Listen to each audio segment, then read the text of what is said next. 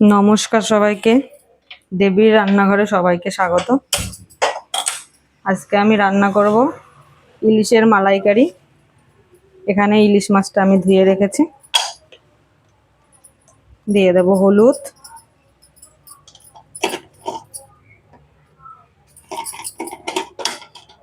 নুন,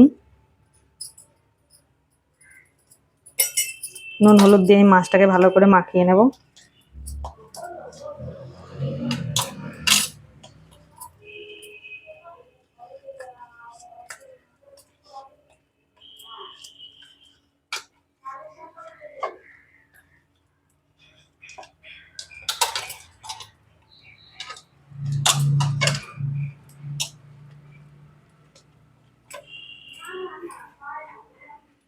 কড়াই গরম হতে দিয়ে দিয়েছি। দিয়ে দেবো মাছ ভাজার জন্য তেল।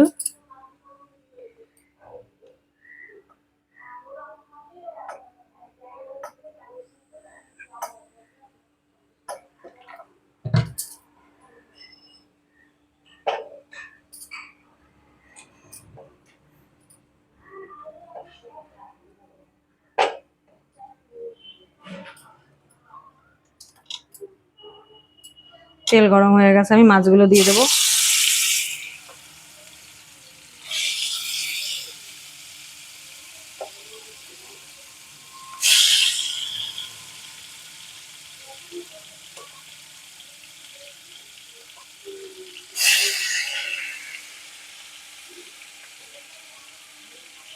মাছগুলোকে ভেজে নেবো ভালো করে। একটা পাশ হয়ে গেছে, আমি উল্টে দেবো।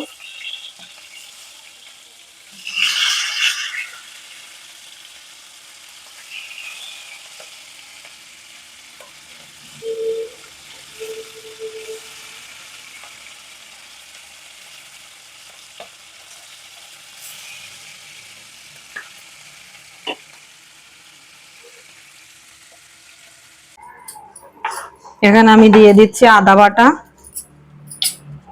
1 চামচ আদা বাটা।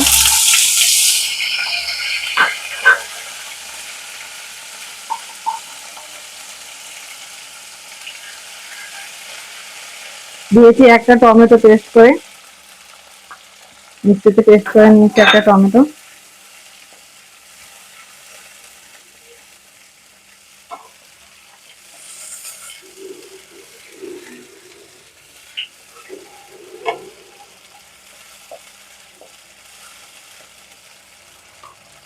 এখানে আমি কিছুটা নারকেল মিক্সিতে ভালো করে পেস্ট করে নিয়েছি।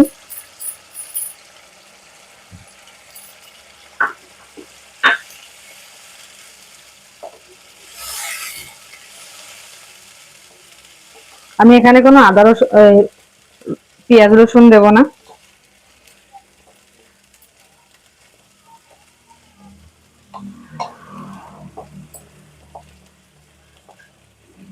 নারকেলটা একটু ভাজতে দেবো।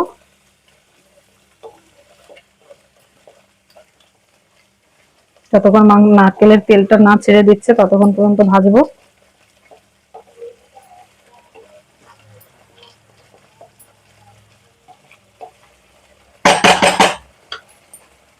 এখান দিয়ে দেবো সামান্য হলুদ,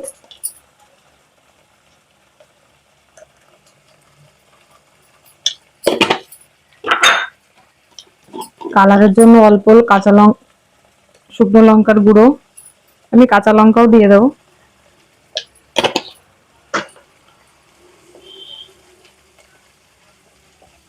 এটা বেশি ঝাল হয় না, তাই লঙ্কাটা আমি একটু কমই দেবো।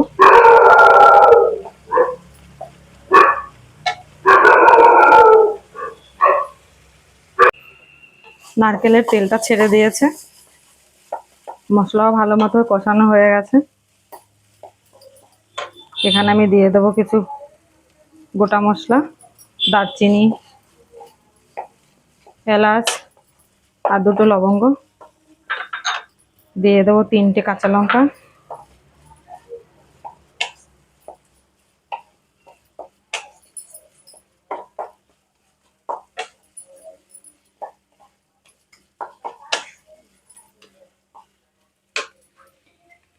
দিয়ে দেবো পরিমাণ মতো নুন, যেহেতু মাছটা নুন দিয়ে ভাজাই ছিল।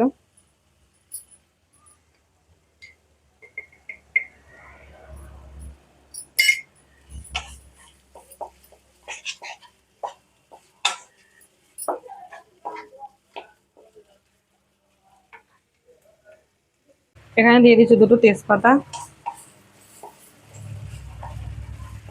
মশলাটা ভালো মতোই কষানো হয়ে গেছে।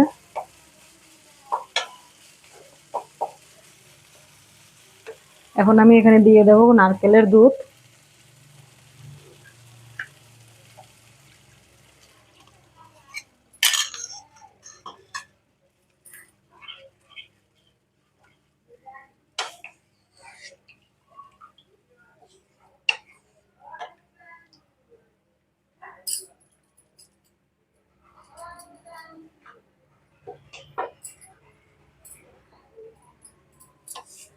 এটা ভালো করে ফুটে উঠলেই আমি একে একে মাছগুলো দিয়ে দেবো।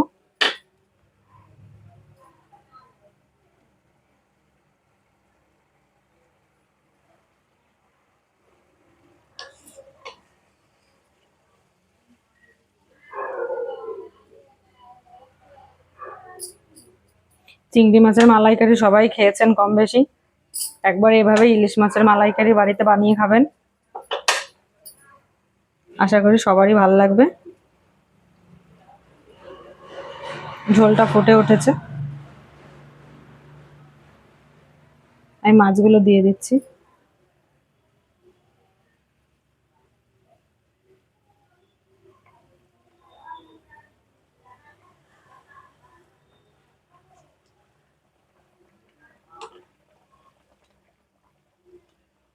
এবার আমি হতে দেবো 5 মিনিট। মাছটা যেহেতু ভালো করে ভাজা আছে, বেশি সময় লাগবে না। আমি আঁচটা কমিয়ে চাপা ঢাকা দিয়ে দেবো।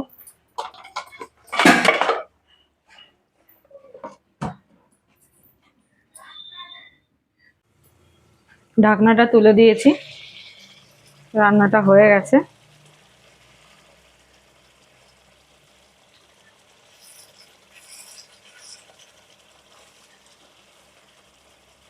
এবার আমি নামিয়ে নেব, এতে আর কোনো মশলা দিতে হবে না।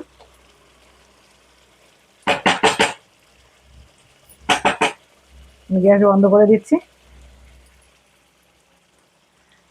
এবার আমি বাটিতে ঢেলে নেব।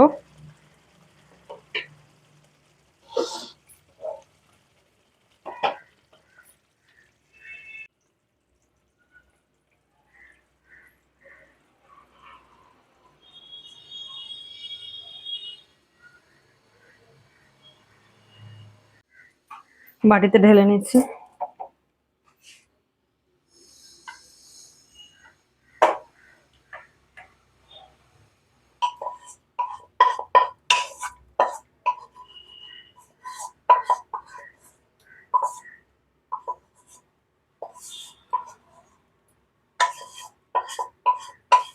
এটা খেতে কিন্তু খুব টেস্টি হয়, একবার হলো বাড়িতে বানিয়ে খাবেন।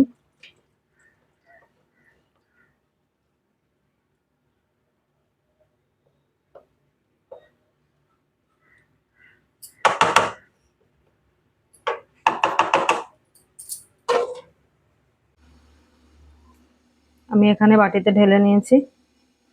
দেখতে কিন্তু দারুণ হয়েছে, খেতেও ভালো। একবার হলো সবাই বাড়িতে বানিয়ে খাবেন।